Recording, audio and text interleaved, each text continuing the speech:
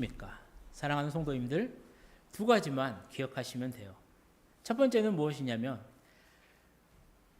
교회 성도들이 가장 바라는 이상적인 교회가 바로 예배하는 교회, 예배가 중심인 교회라는 사실이에요. 그런데 우리가 주의 깊게 생각해야 될 것은 무엇이냐면 성도들은 예배가 중심인 교회를 바라는데 현실은 그러지 못한다라는 거예요.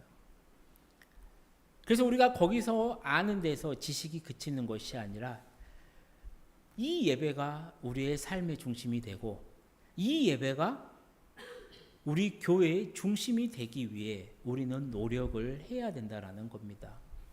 그리고 두 번째는 뭐냐면 절대로 잊지 말아야 될 사실이에요. 가장 기본적인 건데요. 가장 많은 성도들이 가장 많이 그냥 망각하고 그냥 지내는 거예요. 그게 무엇이냐면 예배의 대상은 하나님이라는 겁니다. 사랑하는 성도님들, 다른 건 다 잊어버릴지라도요, 절대로 예배는 하나님께 드린다라는 그 사실을 잊지 마십시오. 이 사실을 기억하는 사람과 이 사실을 잊어버리고 그냥 예배 드리는 사람과는 확연히 그 삶의 변화가 클 겁니다. 매 주일, 아니 어떤 장소, 어떤 시간, 어느 때든지 예배드리는 모든 것은요, 오늘 내가 하나님께 예배드린다라는 그 사실을 반드시 명심하시고요. 기대감을 가지고 예배의 자리로 나가 온 마음 다해 하나님께 예배를 드리십시오. 하나님께서는요, 그런 여러분들의 예배를 기쁘게 받으시고요, 하나님 하늘의 풍성한 복으로 여러분들을 채워 주실 겁니다. 그래서 오늘부터 우리가 매주 정말 하나님께 드리는 이 예배가 영과 진리의 예배가 되기 위해서요, 정말 많은 고민을 했습니다. 많은 묵상도 했고요. 어떻게 하면 우리가 드리는 이 예배가 정말로 영과 진리로 드리는 하나님이 기뻐 받으신 예배가 될까? 한 몇 주간을 통해서요, 이 말씀을 준비하면서 계속해서 고민을 하다가 기본적인 것을 우리가 놓치고 있구나라는 생각을 했어요. 그게 무엇이었냐면 우리가 드리는 이 예배의 순서 하나하나에 초점을 한번 맞춰보자라는 거예요. 매 주일마다 우리는 예배를 드립니다. 어떻게 보면 그 형식대로 그냥 이렇게 드리는 거죠. 그러다 보니까 이 순서 하나하나에 어떤 의미가 있을까를 생각해 본 적이 없어요. 사랑하는 성도님들, 우리가 드리는 예배의 순서는요, 처음부터 끝까지 그냥 들어가 있지 않아요. 정확하게 모두 다 삼위일체 하나님의 행위를 인지하고요, 그 하나님이 어떤 일을 행했는지 또 그 하나님을 경험할 수 있도록 구성되어 있다는 겁니다. 그렇게 우리가 지금 내가 드리는 이 예배 순서가 어떤 순서인지, 지금 이 예배 순서에는 어떤 의미가 있는지를 우리는 알고 있어야 된다는 거예요. 그것을 알고 드리면요, 내가 지금 드리는 이 예배가, 내가 지금 있는 이 시간이 얼마나 귀하고 중요한지를 깨달을 수가 있는 거라는 것이죠. 먼저 여러분이 가진 우리 교회의 주일날 예배 순서를 한번 보면요, 이렇게 되어 있습니다. 그냥 순서가 이래요. 임내송부터 시작해서요, 기원, 주기도문, 찬송, 그리고 쭉쭉쭉쭉 나와서 축도까지로 구성되어 있습니다. 이 가운데 오늘 우리가 설교 말씀 제목이 무엇이냐면 예배의 중심은 말씀이라는 거예요. 말씀과 관련된 순서는요, 세 가지입니다. 뭐 있냐면 성시교독이 있어요. 그리고 성경 봉독이 있습니다. 그리고 말씀 선포, 설교가 있죠. 그래서 오늘은 이 세 가지의 의미를 한번 살펴보려고 해요. 첫 번째는 무엇입니까? 성시교독입니다. 성시교독. 그냥 간단해요. 이미 정해져 있는 교독문을 예배 인도자와 회중이 이렇게 서로 교독하면서 읽는 것을 우리는 성시교독이라고 해요. 그런데 우리는 성시교독이라고 하는데요, 교회마다 약간의 표현은 다릅니다. 어떤 교회는 그냥 교독문이라고 하고요, 우리는 성시교독이라고 저는 말을 합니다. 그런데 어느 교회를 가면 성경교독이라고도 말을 해요. 성경 교독이 생소하시는 분도 계실 거예요. 저도 그랬으니까. 근데 왜 그러냐면 이 교독문이 성경 봉독과 시편의 찬양의 그 중간의 형태라는 거예요. 그러니까 어떤 한편으로 보면은 하나님의 말씀과 연결되어 있고 또 한편은 시편의 찬양과 연관되어 있기 때문에 그냥 성경 교독이라고 부르는 교회도 있는 겁니다. 우리가 잘 알고 있는 것처럼 이 교독문은요, 찬송가 제일 뒷부분에 있습니다. 그리고 교회력에 따라서 수록되어 있어요. 교독문은 총 137개입니다. 시편과 시편을 본문으로 하는 것은 66편이고요. 나머지 71개의 교독문은 다른 본문인 거죠. 사랑하는 성도님들, 이 교독문은요, 그냥 들어가 있는 게 아니라는 겁니다. 이 교독문이 이 예배의 순서 가운데 들어가 있는 것은 무엇이냐면 시와 노래로 하나님을 찬미했었던 그 교회의 전통에 따라 들어가 있는 겁니다. 즉 성식 교독문이라는 것은 무엇이냐면요, 하나님께서 행하셨던 그 일들을 기억하는 거예요. 그 말씀을 읽으면서 하나님이 어떤 일을 행하셨구나, 하나님이 어떤 일을 우리에게 행하실 거구나를 기대하는 겁니다. 때로는 그 말씀 앞에 회개하는 거고요. 때로는 그 엄청난 일을 행했던 하나님께 간구하는 겁니다. 그러면서 하나님을 인정하는 것이고요. 하나님을 새롭게 경험할 수 있기를 기대하는 게 바로 이 교독문이라는 거예요. 그렇게 우리는 매 주일마다 성식 교독을 저와 여러분들이 나눠서 읽은데요. 우리의 마음가짐은 어떠냐면 이 교독문을 읽을 때 우리의 마음은 한편으로는 하나님의 말씀으로 받는 거고요. 또 한편으로는 그 성경에 있는 그 하나님을 찬양하는 겁니다. 그러니까 하나님께 올려드리는 나의 찬송이라고 생각하고 읽으시면 된다는 거예요. 두 번째 순서는 뭡니까? 성경 봉독이에요. 지금이야 대부분 초등학교 1학년만 돼도요, 유치원 정도, 한 7살 정도 되면 한글을 배워요. 그러다 보니까 그냥 마음만 먹으면요, 그냥 성경책을 펴서 볼 수가 있어요. 하지만 루터가 성경을, 이 교회를 개혁하기 전에는요, 종교 개혁하기 전에는 어떠냐면 성경을 마음대로 읽을 수가 없었어요. 그래서 성경을 알려면 어떻게 되느냐? 신부가 읽어줘야 돼요. 그래서 예배 시간에 성경 봉독을 할 때면요, 지금은 설교자가 본문 말씀만 읽어줍니다. 그런데 예전에는 그렇지 않았어요. 여러 곳의 말씀을 읽어줬어요. 기독교 초기 예배에서는요, 율법서, 선지서, 복음서, 서신서 이렇게 4곳의 말씀을 골고루 읽어주었고요. 후에는 이제 구약의 말씀과 신약의 말씀 이렇게 딱 정해서 2곳을 읽어줬죠. 그러니까 이렇게 말씀을, 구약과 신약을 골고루 읽어준 이유가 무엇이었냐면 예배에 참석한 성도들이 예배에 꾸준히 참석하기만 해도요, 성경을 구약부터 신약까지 전체적으로 다 들을 수가 있게 하기 위함이었다라는 거예요. 그리고 오늘날은 어떻습니까? 설교에 집중할 그 한 곳의 본문만을 가지고요, 성경을 봉독을 합니다. 성경 봉독을 우리는 한 목소리로 함께 해요.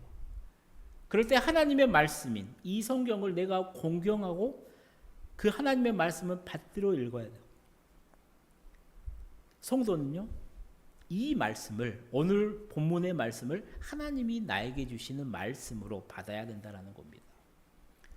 세 번째는 무엇일까요? 말씀 선포입니다. 즉 설교예요. 종교 개혁자들이 했었던 가장 공헌 가운데 중요한 게 바로 이 말씀을 이 예배의 중심으로 회복하는 것입니다. 그들이 생각하기에 성경을 읽는 것 중요해요. 근데 성경을 단순히 봉독하는 것만으로는 하나님의 말씀이 이 회중들의 삶의 영향에 미치지 못한다라는 사실을 깨달았다는 거예요. 그러니까 그동안 성경에 여러 곳에 있었던 말씀들, 이 가운데 일부를 택하는 겁니다. 그리고 그 가운데 우리 회중들한테 가장 필요한 말씀을 집중적으로 선택해서 쉽게 풀이해 주었다는 거예요. 그것이 발전해서 오늘날의 설교가 되었다는 것이죠. 오늘 말씀 제목이 제가 이래서 이렇게 지었다라는 것이죠. 예배의 중심은 바로 말씀이라고 하는 거. 사랑하는 성도님들, 교회에서 드려지고 있는 모든 교회도 마찬가지예요. 이 예배 순서는 다 중요합니다. 그런데 그 예배의 중심을 말할 때는 말씀이 예배의 중심이다라고 할 수 있다라는 거예요.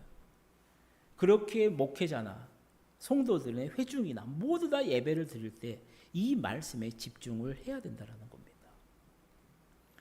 서론적인 이야기는 여기까지만 하고요. 오늘 본문의 이야기를 한번 들어가 볼까요? 우리 오늘 본문 1, 2절 말씀을 함께 읽어보도록 하겠습니다. 여호와께로부터 예레미야에게 말씀이 임하니라. 이르시되 너는 여호와의 집 문에 서서 이 말을 선포하여 이르기를 여호와께 예배하러 이 문으로 들어가는 유다 사람들아 여호와의 말씀을 들으라. 아멘. 오늘 본문은요, 이 예레미야가 그 유다를 향해서 했었던 12편의 설교 가운데요, 세 번째에 해당하는 겁니다. 그게 설교예요. 예레미야의 설교입니다. 그러다 보니까 이 본문 말씀 내용 가운데는요, 설교자도 들어있고요, 회중도 들어있고요, 설교의 내용도 다 들어있어요. 설교자는 누굽니까? 목사가 누구예요? 예레미야입니다. 우리는 예레미야를 뭐라고 부르냐면요, 눈물의 선지자라고 불러요. 그리고 왜 우리가 예레미야를 눈물의 선지자라고 부릅니까? 그가 그렇게 눈물의 선지자가 된 이유는 다른 게 있는 게 아니에요. 하나님을 떠난 자기 백성을 벌하지 않을 수 없는 하나님, 그리고 그것을 깨닫지 못하는 이 백성 사이에 누가 있냐면 예레미야가 서 있었다라는 거예요. 그러니까 이 백성들에게 예레미야는요, 정말로 하나님의 마음을, 하나님의 말을 듣고요, 그 심정을 그대로 전했다라는 거예요. 근데 중요한 건 뭐예요? 이 백성들이요, 깨닫지를 못했다라는 겁니다. 되게 답답해요. 그러니까 예레미야는 답답한 거였어요. 아까 미칠 것 같아요. 이게 맞는데 제발 이렇게 돌아오면 너희들 다 사는데 백성들이 듣지 않아요. 그게 화가 나서 그러기도 하고 하나님의 그 심정을 이해하기니까 안타까우니까 눈물을 흘렸다라는 겁니다. 사랑하는 성도님들, 지금도 강단에서요, 이 예레미야의 심정을 가지고요, 정말로 간절한 마음으로 하나님의 말씀을 선포하는 이 설교하시는 분들이 계신다라는 겁니다. 두 번째는 회중이에요. 회중이 나옵니다. 누구냐면 바로 이 이스라엘 백성들이에요. 문제는 뭐였냐면요, 예레미야가 아무리 말씀을 전해도요, 이 백성들이 듣지 않았다라는 거예요. 남유다가 멸망하기까지 약 41년간 예레미야가 사역을 했습니다. 예레미야가 41년간의 하나님의 말씀을 전했어요. 그런데 그 시대 백성들은요, 하나님을 떠난 그 삶을 철저하게 살았어요. 하나님을 떠난 삶을 철저하게 살았어요. 이게 무슨 말이냐면 하나님의 말씀을 듣고도 하나님으로 돌아오지 않았다라는 겁니다. 그게 오늘 본문에 나온 예레미야 설교의 회중들입니다. 당연히 설교의 내용은 무엇이었을까요? 당연히 심판과 회복에 대한 말씀이었다라는 거예요. 사랑하는 성도님들, 오늘 저는 우리 성도님들과 함께요, 이 세 가지를 우리에게 한번 적용해 보려고 해요. 첫 번째는 뭐냐면 설교자에 대한 부분입니다. 오늘 본문 우리가 읽었던 이 1절과 2절을 보게 되면요, 예레미야가 어떻게 했냐면 하나님의 말씀을 받았고 받은 말씀을 그대로 선포했다라고 해요. 우리 다시 한번 읽어보도록 하겠습니다. 여호와께로부터 예레미야에게 말씀이 임하니라. 이르시되 너는 여호와의 집 문에 서서 이 말을 선포하여 이르기를 여호와께 예배하러 이 문으로 들어가는 유다 사람들아 여호와의 말씀을 들으라. 아멘. 지금 예레미야가 이게 세 번째 설교에 해당하는데, 예레미야 설교가 뭐냐면요, 자기 생각이 아니라는 거예요. 성경은 분명하게 말을 해요. 여호와께로부터 예레미야에게 말씀이 임했어요. 그리고 그 말씀을 너는 그대로 전하라는 겁니다. 그러니까 이후에 이뤄지는 이 예레미야의 설교는요, 하나님의 말씀을 그대로 받아서 예레미야가 했다라는 거예요. 설교를 들으시는 우리 성도님들에게는 해당되지 않는 말씀일 거예요. 근데 설교자들에게 이 말씀은 굉장히 중요합니다. 무슨 말이냐면 지금 내가 전하고 있는 이 말씀, 내가 선포하고 있는 말씀이 하나님이 분명히 나에게 주시는 말씀인가라는 확신이 가지고 있냐라는 거죠. 물론 지금은요, 내 사랑하는 종아, 이번 주일은 이렇게 말씀을 전해라, 이런 말을 해 주어라 라고요, 직통계시로 주지 않아요. 지금은 기록된 말씀을 통해서 우리에게 알려주십니다. 중요한 것은 무엇이냐면 이 기록된 말씀을 가지고 설교자가 철저하게 준비해서 설교했냐라는 거, 설교하냐라는 거. 이거는 많은 목사님들이요, 많은 설교자들이요, 하나님의 말씀 앞에서 정말로 돌아봐야 됩니다. 왜 그러냐면요, 그냥 성경 본문 잠깐 봅니다. 오, 괜찮네, 잠깐 묵상해요. 강대상에 올라옵니다. 그럭저럭 감동된 이야기, 사랑과 은혜만 강조합니다. 복받으라 해요. 하나님이 함께 하신다라고 합니다. 그렇게 설교하는 설교자들이 참 많아요. 그리고 그 이유는 무엇이냐, 딱 하나밖에 없어요. 성도에게 먹혀요. 성도들이 좋아합니다. 성도가 회중이 좋아하고요, 교회의 정말로 핵심 구성인 이 당회원들, 이들이 좋아해요. 항존직들이. 그래서 우리 목사님 참 좋은 설교 말씀 잘한다라고 해요. 하나님이 바라시는 말씀을 전하는 게 아니라 성도들이 듣고 싶어하는 말씀. 당회원들이 우리 교회가 이랬으면 좋겠습니다, 우리 교인들을 좀 인도해 주십시오. 교인들을 요거 탁탁 칠 때 인도하는 그런 말씀을 전하면요, 교회로 사람들이 몰려요. 목회도 편합니다. 그래서 예전에 송곳 설교자라고 별명이 붙었었던 고 오카는 목사님이요, 그 신학생들에게 야, 설교 준비에 정말로 생명을 걸고 하십시오 라는 내용으로 설교를 했었어요. 설교 내용이 이대로입니다. 제가 그대로 그 한 부분을 읽어볼게요. 여러분도 설교해 보잖아요. 요즘에 딱딱하고 힘든 설교 안 들으려고 하는 거 잘 알잖아요. 그러다가 보니 구수한 이화나 간증 같은 거 섞어가지고 한 30분 다 메꾸고 말았잖아요. 그리고 더 심한 사람들은 성경 본문 읽어놓고도 성경 본문 터치도 안 하고 넘어가잖아요. 그래서 많이 울고 많이 웃기고 많이 울리면은 그것이 성령 감동하시는 은혜 있는 설교라고 착각하잖아요. 그 결과 사람들이 변화되는 거 보았습니까? 교회에 다니는 열심은 좀 뜨거워졌을는지는 모르지만은 그 인격과 삶의 변화가 일어나는 거 보았느냐 그 말이에요. 죽느냐 사느냐 결판이 날걸요. 그래서 여러분, 그 힘든 길을 선택해야 됩니다. 예수님이 이야기하신 목회 본질을 찾아야 합니다. 그 길이 힘들고 고달프고 십자가를 지는 길이라 할지라도 멀리 내다보면 그 길이 승리하는 길이요, 생명의 길이에요. 여러분이 이 목회의 길을 바로잡지 못하면 점점 기울어지는 한국교회 절대 살리지 못합니다. 저는 단언합니다. 단언해요. 오카는 목사님께서 후배 신학생들에게 이렇게 말씀을 하셨어요. 제발 설교 준비에 철저히 하라라고. 그냥 성도 좋아하는 그런 말들, 이단과 정통교단 사이에서 약간의 위험한 말들, 딱 들으면 좋은 말들, 내 마음에 내 감정을 컨트롤할 수 있는 그런 말 하지 말고, 때로는 성도를 꾸짖더라도, 때로는 그 삶 전체를 뒤집어 파더라도요, 하나님이 나에게 주시는 그 말씀을 제대로 받아서 최선을 다해서 말씀을 선포하라는 겁니다. 저도 설교를 준비하는 일 최선을 다하려고 노력을 하지만요, 가끔 이렇게 옥하는 목사님이 하시는 이런 설교를 들으면 가슴이 뜨끔해져요. 사랑하는 성도님들, 설교가 살아있으려면요, 설교자가 정말로 이 설교에 최선을 다해야 됩니다. 설교 준비에 시간과 정말로 모든 것들 생명을 걸어야 돼요.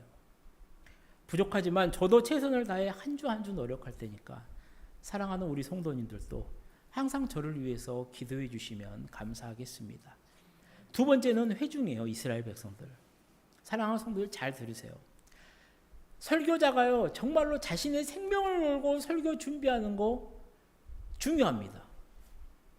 그런데요, 그 준비를 잘해도 회중들이 그 말씀을 받아들이지 않으면요, 아무런 역사가 일어나지 않아요. 마태복음 13장 우리가 잘 아는 비유가 나옵니다. 씨 뿌리는 자의 비유. 한번 생각해 보세요. 같은 말씀을 받았습니다. 설교자가 정말로 생명을 다해서 준비를 잘했어요. 최선을 다해서 기도하면서 묵상하면서. 그리고 그 말씀을 뿌렸네요, 씨앗을. 그런데 토양의 질에 따라서요, 이 마음밭에 따라서요, 전혀 다른 수확을 얻는다라는 것을 이 씨 뿌리는 자의 비유는 우리에게 알려주더라는 겁니다. 길가라든가 돌밭이라든가 가시밭과 같은 마음에는요, 말씀이 뿌려져도요, 열매를 맺지 못한다라는 거예요. 말씀이 좋은 땅과 같은 그 마음에 뿌려졌을 때, 심겨졌을 때 30배, 60배, 100배의 그 결실을 얻을 수가 있다라는 겁니다. 그러면 좋은 밭, 이 좋은 마음밭을 가진 사람들은 어떤 특징이 있느냐? 성경은 4가지의 특징을 말을 해요. 첫 번째는 뭐냐면요, 마태복음 13장에 나와 있던 씨 뿌린 자의 비유예요. 뭐냐면 설교를 들을 준비가 된 사람이라는 거예요. 설교를 들을 준비가 된 사람이라는 거예요. 두 번째는 뭐냐면요, 설교자를 보는 것이 아니라 하나님을 바라보는 사람이에요. 우리 예레미야 17장 7절 말씀을 함께 읽어보도록 하겠습니다. 그러나 무릇 여호와를 의지하며 여호와를 의뢰하는 그 사람은 복을 받을 것이라. 아멘. 이게 설교자를 보는 게 아니에요. 근데 많은 교회에서요, 목회자들이 하는 가장 큰 실수 중에 하나면 나를 보라라는 거예요. 내 뒤에 계시는 하나님한테 집중을 시키는 것이 아니라 나에게 집중을 하는 겁니다. 세 번째 특징이 뭐냐면요, 말씀을 그대로 수용하는 사람이에요. 우리 누가복음 8장 말씀을 함께 읽어보겠습니다. 그러므로 너희가 어떻게 들을까 스스로 삼가라. 누구든지 있는 자는 받겠고 없는 자는 그 있는 줄로 아는 것까지도 빼앗기리라 하시니라. 아멘.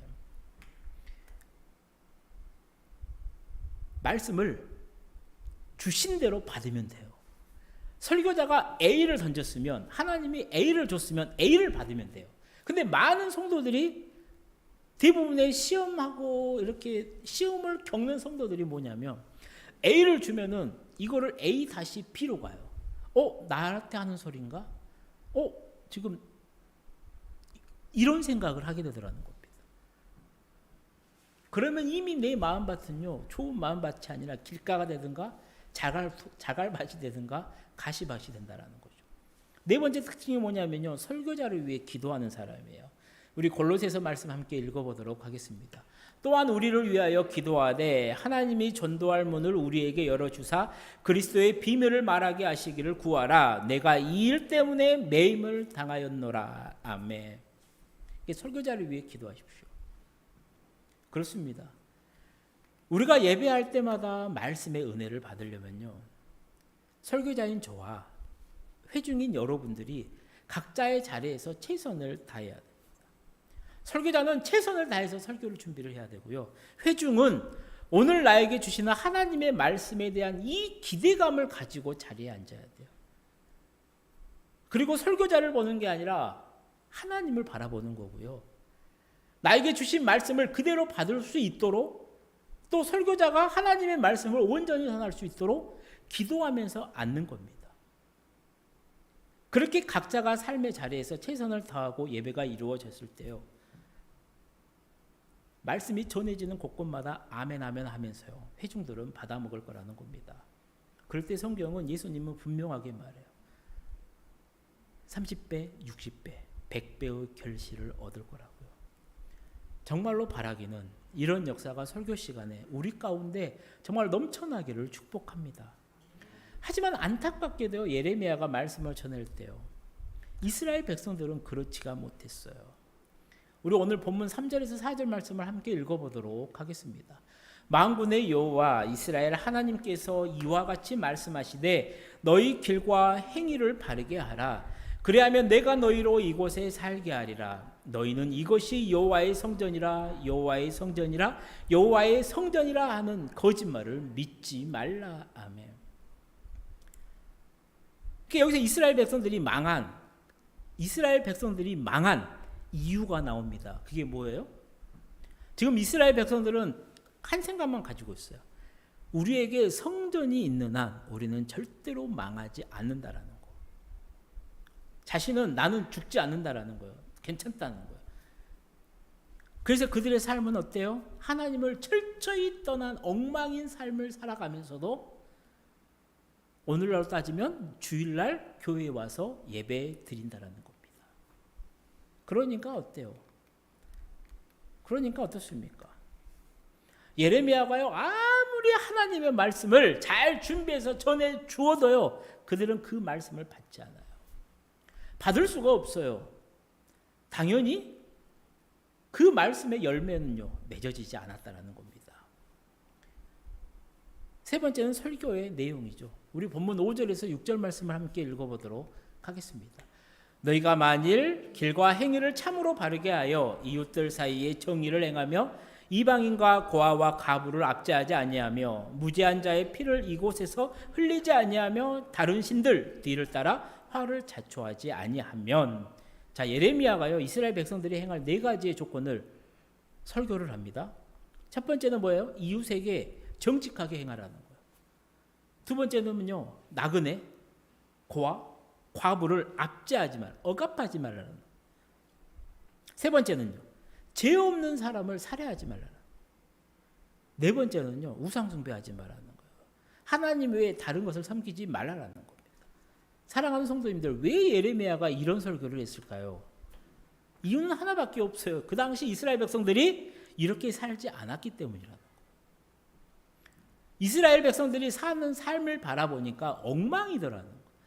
하나님이 말씀하는 그 사람들을 절대로 살지 않아요. 그 길로 가지 않아요. 그러니까 예레미야가 설교를 하더라는 겁니다.